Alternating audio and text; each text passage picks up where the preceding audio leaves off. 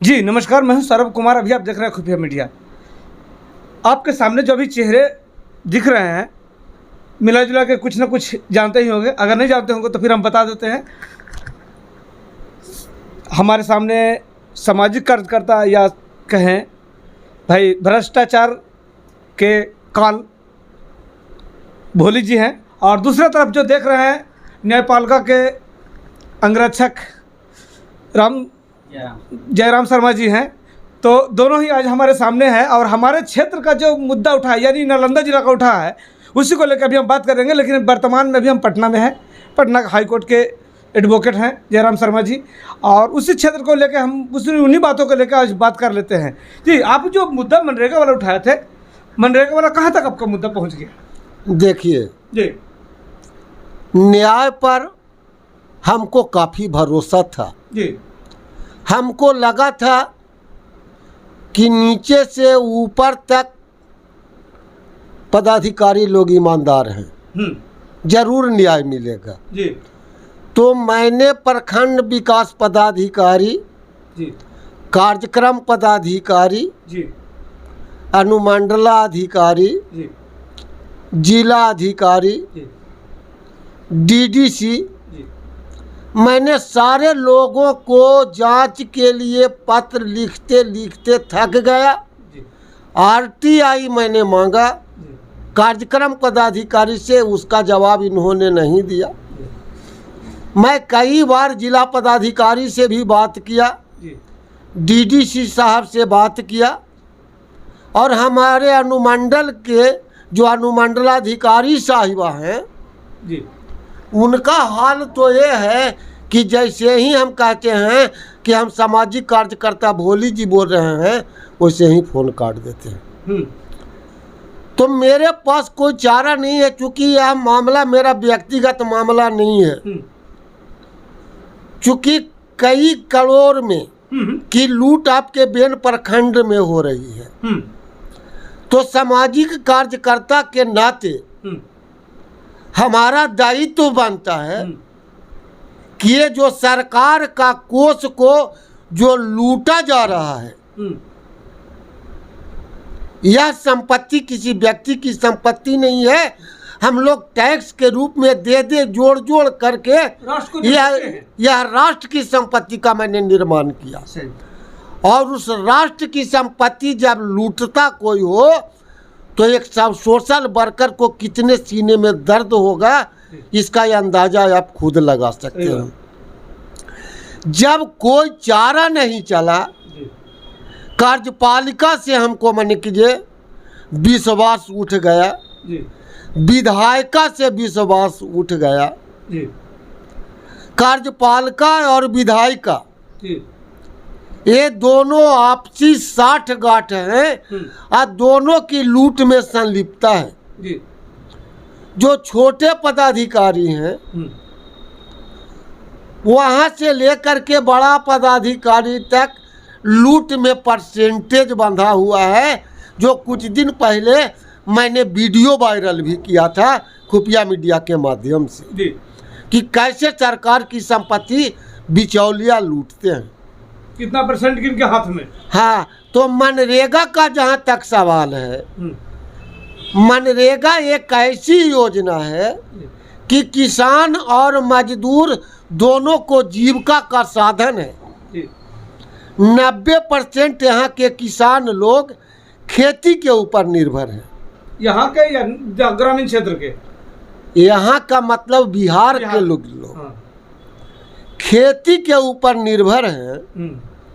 जो पानी की खुदाई की जा रही है, जो नहर का मरम्मत किया जा रहा है, जो पुल पुलिया बन रहा है, उससे किसानों की सिंचाई की सुविधा मुहैया होगा। और दूसरे रोजगार गारंटी योजना के तहत भूमिहीन गरीबों को 100 मिनिमम गारंटी योजना के तहत 100 दिन का रोजगार जब मुहैया होगा, तो तकरीबन 20,000 से ऊपर का उसका सालाना आमदनी होगा। 100 दिन काम कर करके बाकी दिन जो है आप अपना खेती के साथ जुड़े रहिए। मतलब एक व्यक्ति का 20,000? एक व्यक्ति को 20,000। अगर उसका पत्नी भी लग गया था तो भी दुनिया 40,000। 40,000। अगर बेटा लग गया तो मतलब कि फिर उसको डबल कर दिया द्वितीय 60,000। इसीलिए कि पहले था 198 रुपया, अब उसको बढ़ा करके 210 रुपया कर दिया गया है। अब बोलिए कि दोनों को पेट में छुरा भोंका जा रहा है। सही बात। किसान का पेट में छुरा भोंक रहा है, पानी नहीं जा रहा है। सच्चाई ये है कि 5 से 10% भी काम नहीं हुआ है और पदाधिकारी और बिचौलिया मिल कर करके सारे पैसे को लूट लिए हैं। चलिए, तो उधर से आपका निदान समस्या का नहीं हुआ तो आपने हाई कोर्ट की तरफ मोड़ रख दिया है ना? तो जब उधर से निदान की आशा उठ गई, जब जिला के मालिक जिलाधिकारी इस पर सुनवाई नहीं किए, उप विकास आयुक्त डीडी साहब नहीं किए, अनुमंडलाधिकारी नहीं किए, प्रोग्राम पदाधिकारी नहीं किए, आपको प्रखंड विकास पदाधिकारी नहीं किए, तो अब मेरे पास सरकार के पर कोई भरोसा नहीं है। क्योंकि इस देश में जब जब जुल्म ढहा गया है तो न्यायपालिका ही उसका इज्जत बचाया है। यह एक तरह से बेन प्रखंड नहीं, पूरे बिहार के किसानों पर जुल्म ढाया जा रहा है। या तो सीधा कहिए कि यह मनरेगा के द्वारा नीतीश कुमार के सपनों का बिहार के नाम पर नीतीश कुमार के पीठ में छुरा भोंका जा रहा है, और इसमें इस लूट में उनके जो ग्रामीण विकास मंत्री हैं वह भी शामिल हैं, क्योंकि इनको देख रेख करना है। इनका निजी गांव है बेन प्रखंड, लेकिन कभी ये ताकने नहीं गए। ये कभी भी 6 महीना साल भर पर गए तो उत्तर से सायरन बजाते हुए बेन गांव होते हुए दक्षिण की ओर राजगीर चले गए। सुने थे भोली जी को, न्यायालय का जो प्रहरी है, हम उनसे बात कर रहे हैं जयराम शर्मा जी से। जी, ये जो अभी चर्चा चल रहा था सर मनरेगा में लेके जो गड़बड़ी को लेके, तो इसका फाइल वगैरह आप शुरू कर दीजिए। देखिए, हुआ कि जब ये हमसे पटना हाई कोर्ट में संपर्क किया जी, इन्हें पता था कि हम PIL मेरा बहुत ज़्यादा रहता है, खास करके लैंड पर इंक्रोचमेंट पर ज़्यादा मेरा PIL बिहार सरकार के मतलब है जो ज़मीन को दखल किए हुए हैं उनको मतलब है जो गांव के माफिया लोग हैं, जो भू माफिया हैं, उनके अगेंस्ट में हमने किया और हर जगह हमने विजय प्राप्त किया और न्याय दिलाया। इन्होंने कहा कि जो हमारे साथ ये समस्या है, इनकी समस्या है कि इन्होंने राइट इन्फॉर्मेशन में जिनका राइट है उसके अनुसार उन्होंने मांगा कि 2016 से इसमें है जो कितना है, जो कहने का मतलब है फंड आया कितना है, जो कहने मतलब खर्चा हुआ कितना बचा, इसका हमारा एक आंकड़ा दिया जाए। इन्होंने 2 बार इसके ट्राई किया, लेकिन इनको राइट टू इन्फॉर्मेशन को जवाब नहीं मिला। ये बताया कि हमें जो RTI एक्टिविस्ट हैं, उसके बाद इन्होंने ब्लॉक से जिला प्रशासन से लेकर भी मुख्यमंत्री तक इन्होंने पत्र इन्होंने रजिस्ट्री किया, ग्रामीण विकास मंत्रालय को हर जगह कमेंट इन्होंने किया, लेकिन इनको जवाब नहीं मिला। लास्ट में समझिए इन्होंने मीडिया में आया, 2 मीडिया में इसका निकला है, बिहार मंथन और चौथी वाणी में इसको मन दिया गया कि इस पर जांच करवाया जाए। जो यहाँ पर बेन ब्लॉक, नालंदा जिला के बेन ब्लॉक में जो समझे मनरेगा में बहुत बड़ा है, जो समझे कि फंड का मिस एप्रोप्रिएशन हुआ पब्लिक फंड का, तो नहीं माना। तो कल है जो हमने पटना उच्च न्यायालय में इसको जांच के लिए समझे कि PIL फाइल किया है और वहाँ तो न्याय निश्चित मिलेगा।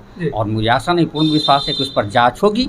जो दोषी व्यक्ति होंगे वो निश्चित है समझो कि जेल की हवा खाएंगे और उन्हें सजा भी होगा। तो जनहित याचिका में लगभग कितने दिनों में लगभग रिजल्ट आता है सर? नहीं, इसका तो मतलब कि जैसे अभी समर वेकेशन चल रहा है, तो समर वेकेशन 20 तारीख के बाद खुलेगी, तो उसके बाद वो 10 से 15 दिन में लिस्टिंग हो जाएगी बहस के लिए। अभी समर वेकेशन है ना, तो अभी इसमें जैसे मेरा ही परसों और कल केस था, अपने ही जिला का था, उंगारी का था, वो बच्ची था, लड़का लड़की का भागा था, तो उसी का बेल से रिलेटेड था।